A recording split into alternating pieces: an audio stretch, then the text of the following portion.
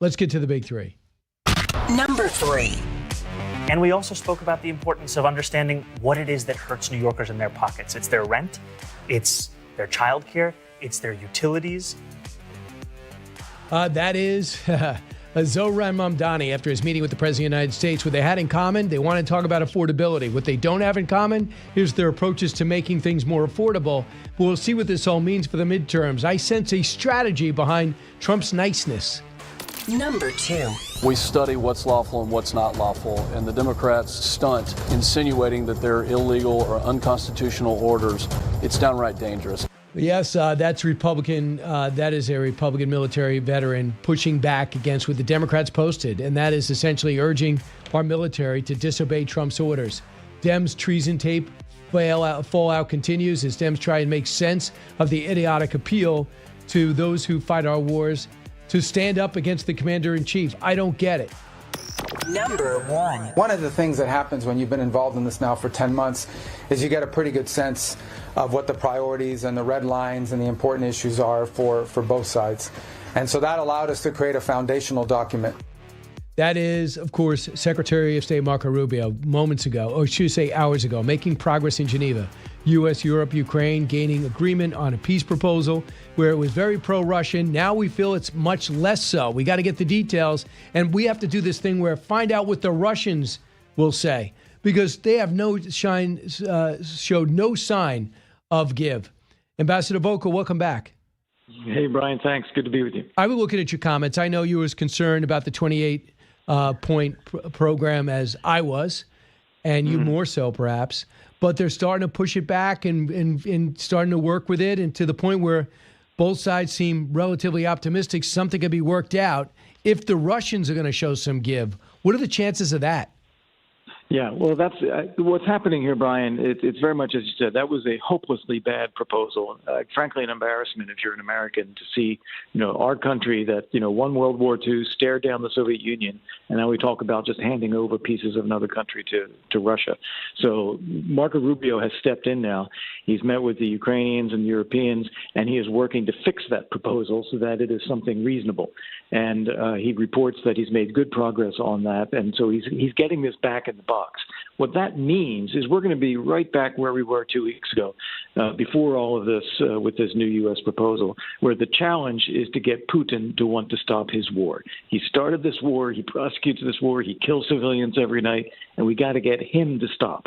And that's the hard part. So we'll have a good proposal again after this week with Rubio's intervention. I think we'll present this to the Russians. They will not agree on the surface, and then we're going to have to start applying some pressure. Here's what General Keane said, who's been updated on the latest from Geneva. He just was on our channel, Cut 53. We've got Putin on the other side of it, and the reality is he has not taken one single step towards a temporary ceasefire or a peace deal whatsoever. Where he is, he still believes that eventually he's going to break the will and resolve of the United States and the Europeans and the Zelensky government, and he will eventually have his way here. And that is the determined process that we're on here. Unless he's weaker than we know. What do you think the chances of that? Well, I think that Putin is weaker than we know, weaker than he wants to admit, certainly. Economically, militarily, politically, you name it. He's got high inflation, he's got high interest rates, he's got zero economic growth, he's burning through his foreign exchange reserves. He's having to find, scrounge for soldiers because he doesn't want to have full conscription. So he's got a lot of trouble. And I think that's one of the reasons why he's been pushing so hard lately, is because he knows that the clock is ticking. Now, Keane is right, in my view. I think that is the Russian attitude, and Putin is ready to kill as many people as he needs to. But the problem for Putin is that eventually he's going to run out of money and run out of people. Who first, Ukraine or Putin? Well, this gets back to the question of what do we and the Europeans do? If you look at it, we have, between the United States and Europe combined, we've got 900 million or a billion people. We've got an economy that's 22 times the size of Russia's economy. We have better technology. We have better military equipment. If we leaned in and helped the Ukrainians, they would survive and win. Yeah, I mean, how much damage is done to the Russian energy sector? Well, the Ukrainians have been hitting the refineries and some pipelines as well. There's reports that about 20% of the refining capacity is knocked out. That in turn means that there are higher gasoline prices in Russia, some shortages. They haven't had that many blackouts yet, but there is also some speculation that there will be blackouts affecting Russia later this winter, which is important in my view because it brings home to the Russian people that this is not cost-free. For the Ukrainians, they're suffering every day, but it's their country and they're going to live through this. For the Russians, it's been sold to them as a special military operation that Russia's winning and it's relatively cost-free to the Russian people. Bringing that home to them with higher gasoline prices, with lack of availability, with blackouts, that will put some pressure on Putin domestically. I would hope. So where this whole proposal came from, October 22nd, according to Axios, Jared Kushner just cut this deal with Witkoff on Gaza, and they said, let's work on Ukraine. 3 days later, they come up with a proposal, they meet with their Russian counterpart, and they come up with that 28-point plan. Trump came out and said, I want it okayed by Thursday. And then he realized this is not going to fly. He said, if I just see progress by Thursday. And then Rubio got involved to try to fix it. I mean, I get the sense, Steve Witkoff's a nice guy, but I really feel he's over in his head, totally being manipulated by the Russians. Completely. On Gaza, I give him and Kushner and others credit. I think they did a good job on Gaza. But what they've done here with Russia, it's as if they went to Hamas and let Hamas write the plan and dictate it to Israel. It's just not going to fly that way. And likewise, letting the Russians basically snooker them. Even some of the things in this proposal are just simply factually not right, and they're based on false Russian information. So I think they did get taken for a ride by the Russians there, and I think Trump recognized that pretty quickly. He didn't endorse this right away. He said, sure, give it a try. And then when he saw how bad it was and the kind of reaction he's getting, he has distanced himself and allowed Rubio to go in and fix it. Yeah, Dan Hoffman, who's as insightful of Russia of anyone, he was actually stationed in the CIA in Russia, cut 27. Wars end when both sides are too exhausted to fight or when one side wins. We're trying to impose peace, and Russia's objectives really haven't changed. Putin wants to overthrow the democratically elected government of Ukraine and install a puppet regime. He wants primacy in his self-designated sphere of influence, and he does not want the United States to project power in Europe. He doesn't want the Trump administration to take any credit for solving this protracted conflict that is the most bloody land war in Europe since the Second World War. So do you think he's really that concerned about it? That's the first time I heard that. He's that concerned about us looking strong, even though he is somewhat more friendly with Trump, and he really doesn't ever say anything bad about him, where he had no problem ripping previous leaders? The only force in the world that has ever stood up to Russia effectively is the United States, and Putin knows that. So he wants to keep the U.S. out and neutralize. He wants to divide the United States from Europe. He wants to sow divisions within Europe. And the one thing I would add to what Dan said, for Putin, there's no end point to this. This is a constant state of agitation. He wants to have churn. He wants to have instability. He wants to weaken the United States and weaken Europe. He wants to have conflicts in his neighborhood so that he gets influence out of that. He wants to expand Russia's boundaries. And, when he ran for re-election the last time, his campaign slogan was Russia has no borders. So for him, this is a continuous process. And that's why we need to recognize that and draw our limits on him ourselves and say, no, Russia, you have borders, and you stay within your borders. Right. And you don't think that he wants that entry back into the G7 to make it a G8? You don't think he wants... I don't think he cares about that. No, I really don't. If you're going to rebuild your economy, don't you need things like that? For Putin, it's power. So the economy is a means to power. Hard currency is a means to power. Corruption is a means to power. And so I don't think that he's really concerned about building the Russian economy, not like a normal leader would.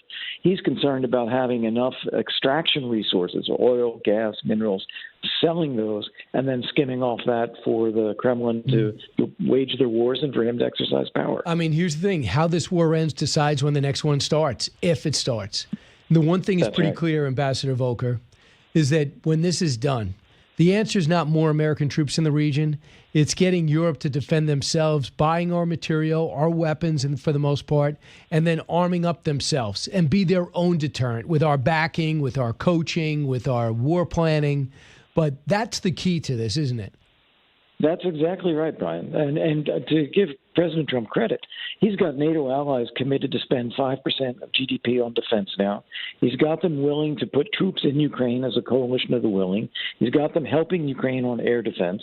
They are going to be investing in doing a lot more, and that's exactly what we should be pushing for. So I think that part's coming together.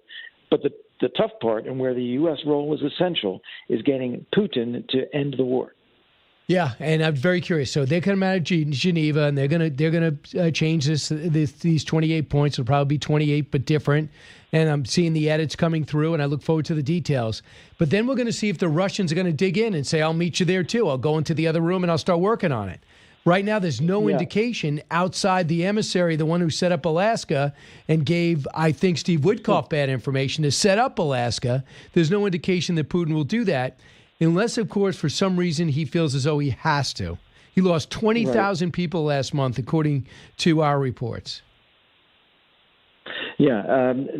Again, Putin is willing to sacrifice a lot of his own people anyway.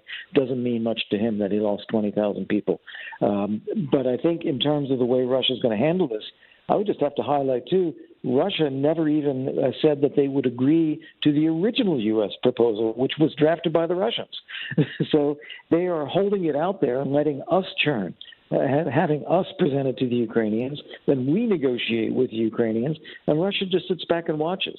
And I'll guarantee you that they will just say, no, they're not going to do that, and this will just continue on because they want to see whether we really are willing to put pressure on them to get them to come to the table and end the war. And it's clear Ukraine knows how to play the game now. They're not saying this doesn't work. They're saying, let me fix it. So that's right. Yeah, so I think that's smart. So it doesn't look like both sides are being obstinate. No, you want me to? I'll work on it. No problem. I'll show up. See if those guys will. That's right. So I appreciate it. That's exactly right. Ambassador, we'll keep our eye on this, and hopefully we'll get the ending we're all looking for. Ambassador Kurt Volker, thank you. Yeah, appreciate it, Brian. Thanks. Back in a moment.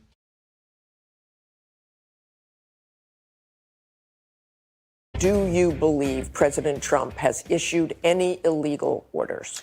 To my knowledge, I am not aware of things that are illegal, but certainly there are some legal gymnastics that are going on with these Caribbean strikes and everything related to Venezuela. That is Alyssa Zlotnick, senator from Michigan, who won by just 1 point and fancies herself a moderate, who evidently put this tape together talking about a message to the military. You don't have to obey illegal orders. Really?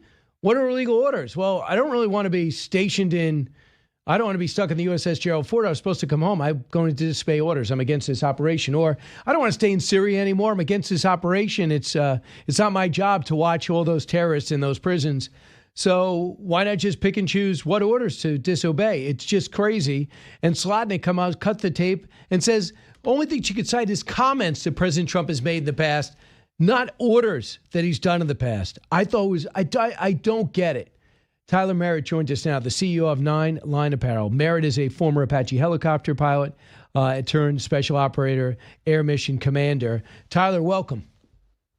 Hey, thank you so much for having me on the show. Tyler, I was astounded, disappointed with that tape.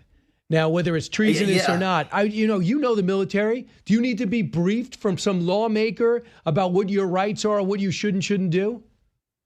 Yeah, I don't know if the lessons at West Point have changed, or the orders of our commander in chief are our orders unless they are in great content, in great opposition to the Constitution of the United States. We have a right to uphold the Constitution. Until you have an unlawful order, you must obey and follow all of them, or you will find yourself in Leavenworth. Yeah, I mean, the other thing is National Guard. National Guard have other jobs. I'm sure there's a reluctance a lot to go, okay, I got to do this operation. There's a flood in Iowa. I got to do this operation, hurricane relief here. Or you had to go to Afghanistan. And that was not really why you signed up for the Guard. Now you got to go to Chicago. But wait a second. There's a senator from Michigan who says that might not be lawful. You don't have to obey. There's nothing good about what this statement says. No, and it's going to affect our military, and it's not going to affect this senator. And she's going to continue to go home. She's not going to find herself in court-martial. But I'll tell you, you have orders to go to Iraq, Afghanistan. Myself, I spent a good amount of time in South America fighting these cartels. They're not the greatest places on earth, but that's our job. That's what we signed up to do, and we will follow all lawful orders of the United States Commander-in-Chief. So this operation in Venezuela, we have unbelievable amount of assets in the region. They're staged Puerto Rico. We know General Kane, the chairman of the Joint Chiefs of Staff, is in Puerto Rico at this hour. Maduro says he wants to speak to Trump. Trump says he'll speak to him. How do you see this all playing out?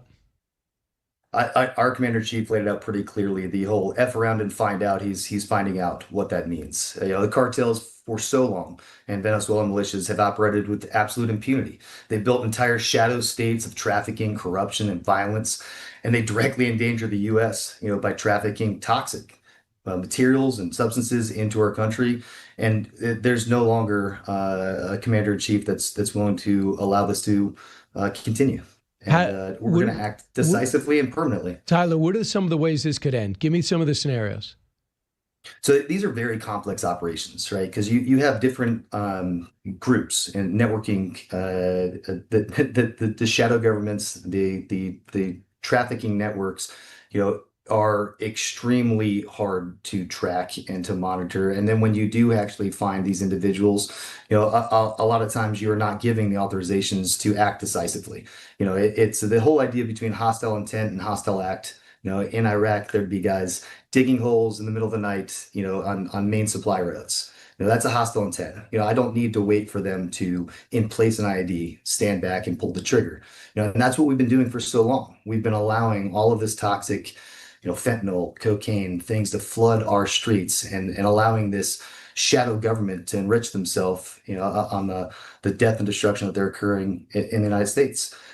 So the actions that we're taking by showing, we're not going to be just sending special operators and doing pinpoint strikes. We're bringing the full force of our military might, the Navy, the Air Force, the Marines. We're willing and able to go and crush this regime. And I think, speaking as someone who's operated in this area for so long, our soldiers are excited to take the fight to them. So do you see us on the ground there? Do you see us taking on the Venezuelan army on the ground?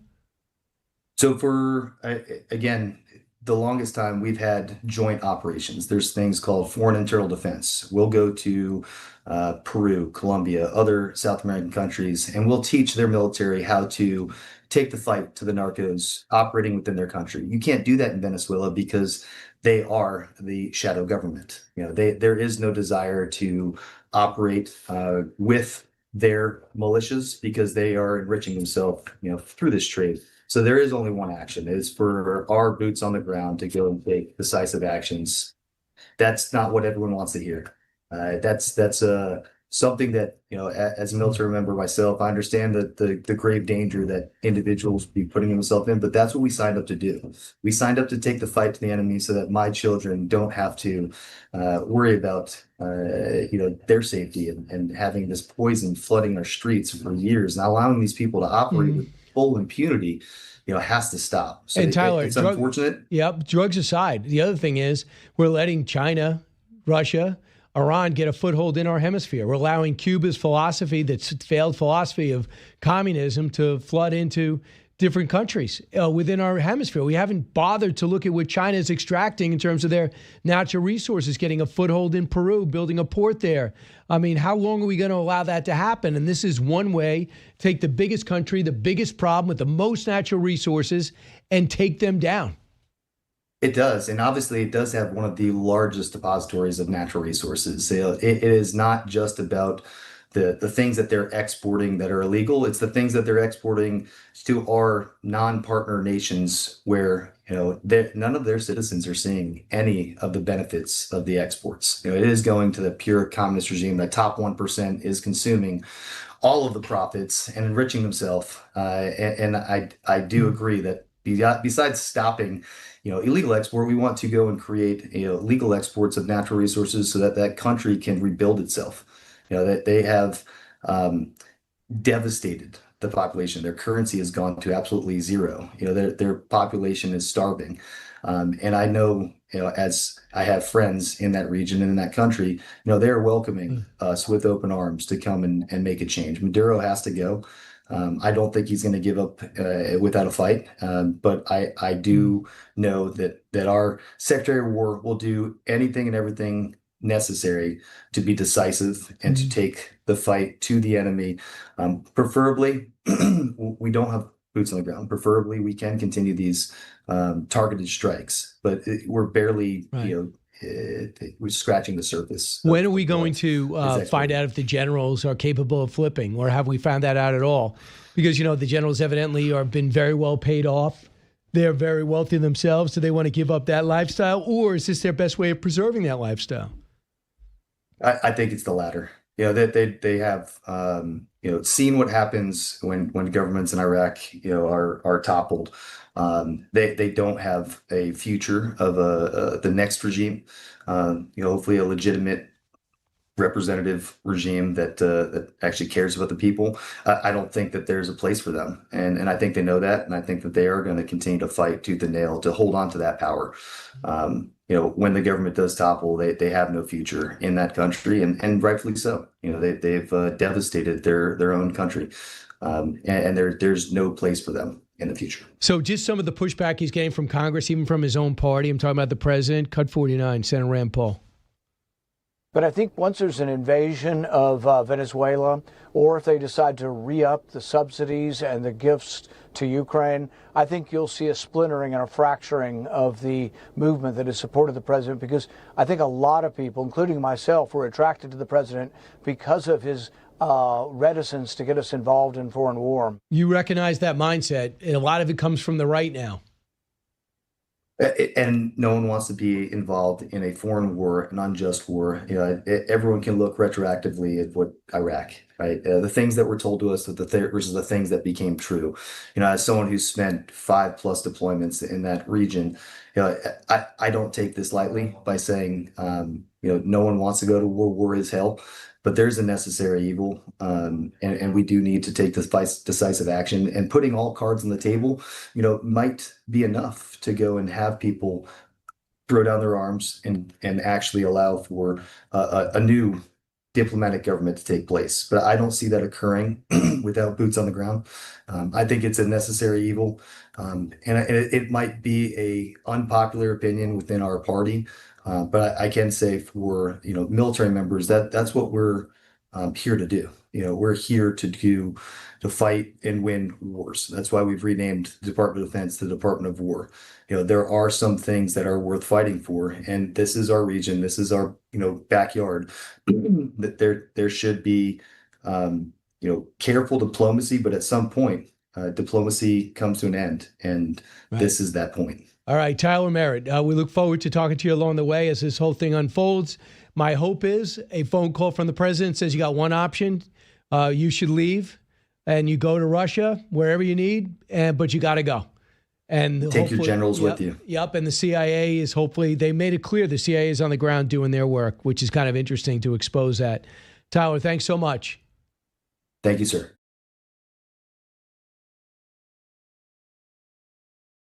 Let's bring in Julian Epstein. Julian usually comes to us from the Democratic perspective, but not from the socialist perspective. Julian, how do you look at this peace plan now that Rubio comes out in some way support of it? Well, I think the peace plan that got leaked on Friday, Brian, was not good. Terrible. I think it gave away the shop. It was surrender to Ukraine. And I think that is not the way to a Nobel Peace Prize. And I think Trump and the Trump administration are properly walking that back now. I mean, look, I think a number of things have to get decided. I think one is Ukraine's future security and Europe's commitment, possible U.S. commitment to their future security, which is sort of up in the air, which was not good in the plan. I think, secondly, the amount of territory that the plan proposes to give away is a lot. So I like that Rubio is engaged. I think he is a superstar in the administration. I like the fact they're walking it back. And, Putin, who has been flying drones throughout Europe, I mean, there have been thousands of drones flying over European skies, Western European skies. Putin shows that he's got future plans. And so I think this is a really important moment, and I'm glad that Trump is walking this plan back. Here's what General Keane said on America's Newsroom after Rubio's comments, cut 51. What we really see here is the president's determination to end this war. I mean, we saw what happened as a result of the Alaska summit. Putin made promises that he didn't keep. And then all the European leaders came to Washington with Zelensky, and they all pretty much were unified in their support for Ukraine and also for a peace process going forward. And where are we today? The reality is the president is still trying to get that war stopped, and we're putting together a process to do that. So they went out to change the proposal significantly to the point where Ukraine's relatively pleased by it, according to some reports. Now we're going to see if the president can put the arm on Putin. Look, I've seen no sign whatsoever that Putin is willing to be reasonable here. And I think, the mistake that Joe Biden made, this was Joe Biden's war, I think it's fair for Trump to say that, was he slow-walked the weapons. He slow-walked offensive weapons into Ukraine early in the process. He sort of led from behind. And I think that if Putin is not going to come to the table on reasonable terms, I hope the West will give Ukraine the weaponry it needs to push Putin back through military means. So it's, and I think Trump is getting to the right place on this. Yeah, I guess we're going to see. Here's the ambassador to Ukraine. Says there's a second document involved in this, cut 16. That is the document specifying the intention that U.S. government is committed to providing security assurances, which are something like the Article 5 of the Washington NATO Treaty. So it's still very different, and it specifies it's been in a public access, so it's been publicly leaked as well. So that U.S. will stand up together with the allies in case of the Russian aggression from the territory of the Russian Federation. So that's going to be key. Troops on the ground, and what is the U.S. commitment? If they get invaded again, is the U.S. going to go in? Well, I think what's on the table from the Trump administration right now is European troops on the ground and U.S. aerial support. And that might do the trick. That's part of it. That's sort of one half of this deal. What is the future security? And I think particularly with the drones flying all throughout Europe, they've spotted thousands of drones flying across European skies in recent months. I think Europe is really worried that Putin has plans beyond Ukraine.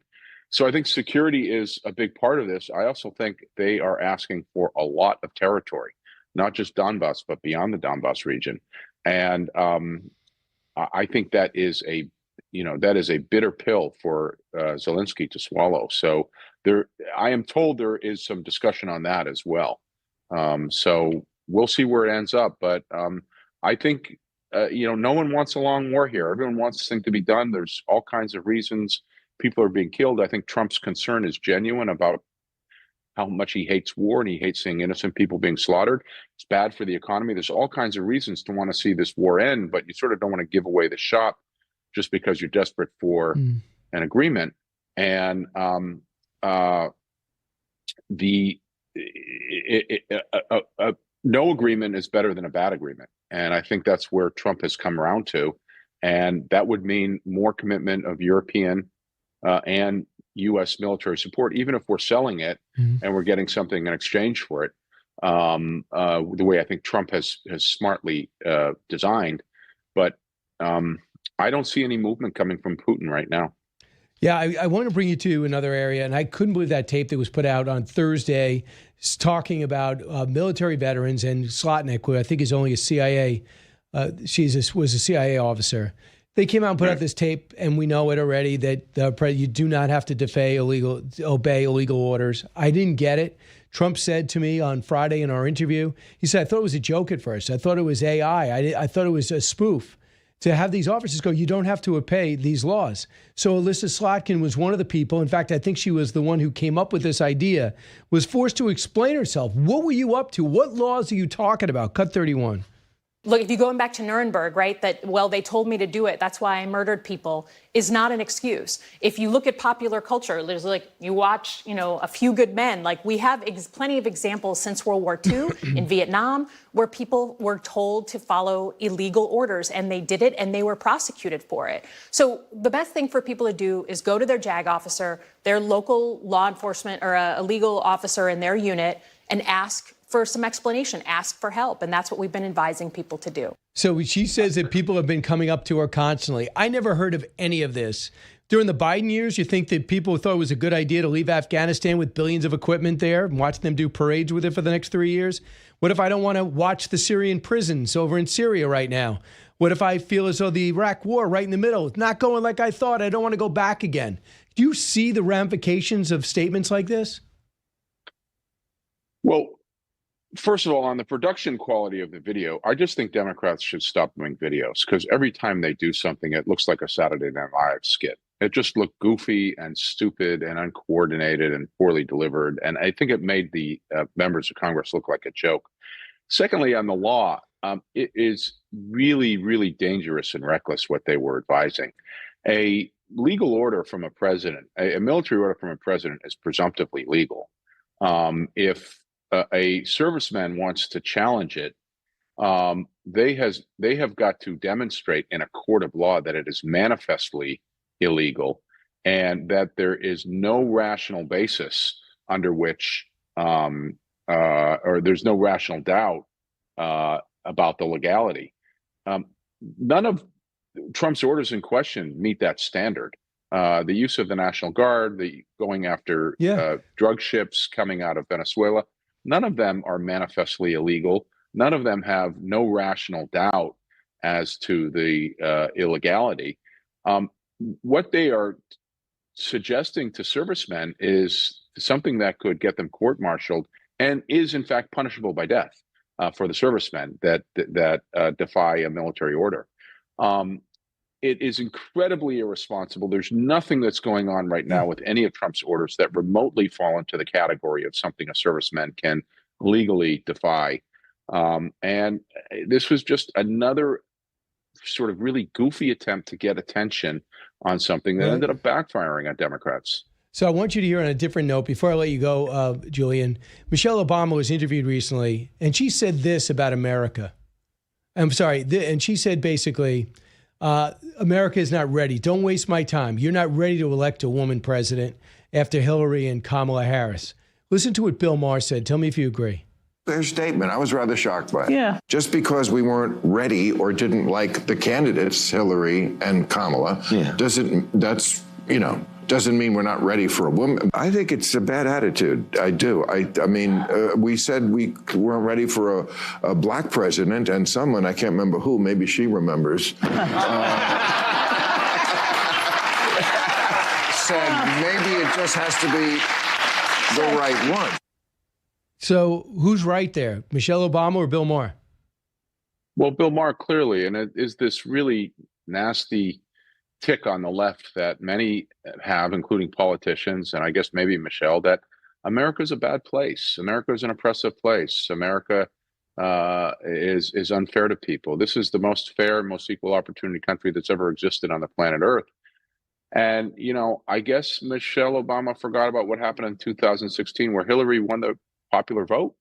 Was the country was a majority of voters not ready, regardless of what happened in the electoral? Was a majority of the country not ready in 2016? They elected a woman vice president who, in many people's mind, was sort of not a competent vice president, but they still elected a woman vice president in 2020. I think it's this blame America first mentality. This is, I'm a victim. Yeah. And it's a little bit hard to swallow for people that are looking at what's their net worth. They have 3 houses, 3 big mansions worth, $30-40 million or more. Yeah, how many more? And net worth getting into the hundreds of millions of dollars, and they're complaining what a unfair country this was that elected them twice to the White House. I think it rubs a lot of people the really wrong way. And I think this book tour of hers is this tone that she's taking with a whole bit about, let me explain to you the hair, and we're doing this for to meet white beauty standards. I think a lot of that stuff just sort of really rubs people the wrong way, and it's completely unnecessary and is very, very divisive. I think so too. Julian Epstein, thanks so much. He served as counsel to the House Judiciary Committee and staff director to the House Oversight Committee from 96 to 2001. Still very active. Julian, thank you. Appreciate it. Thanks, Brian.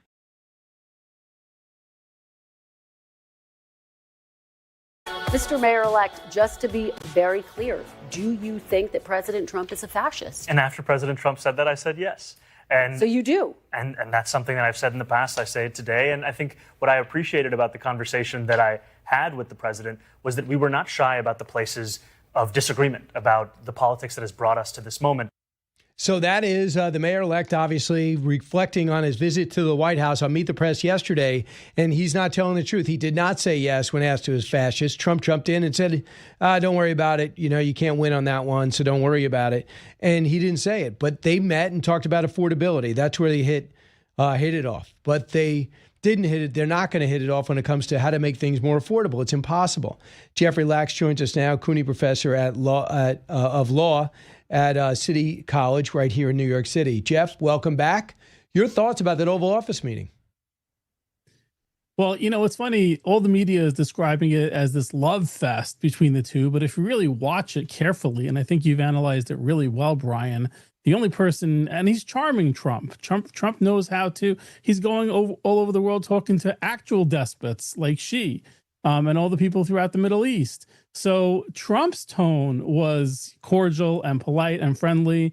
But if you really watch Mamdani, he was not. He was like biting his tongue the entire time, wanting to say all these terrible things. And you could tell he held back. But when the reporter very pointedly asked him, is Trump still a despot? Is he still a fascist?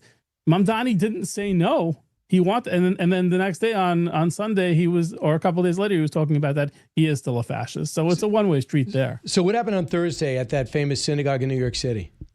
Horrible. I mean, so disgusting on so many levels, Brian, that you have these disgusting radical Islamist Marxist extremists who were actually blocking the entryway to a house of worship, and Jewish people couldn't get in. They were being harassed. They were being yelled at. There were threats.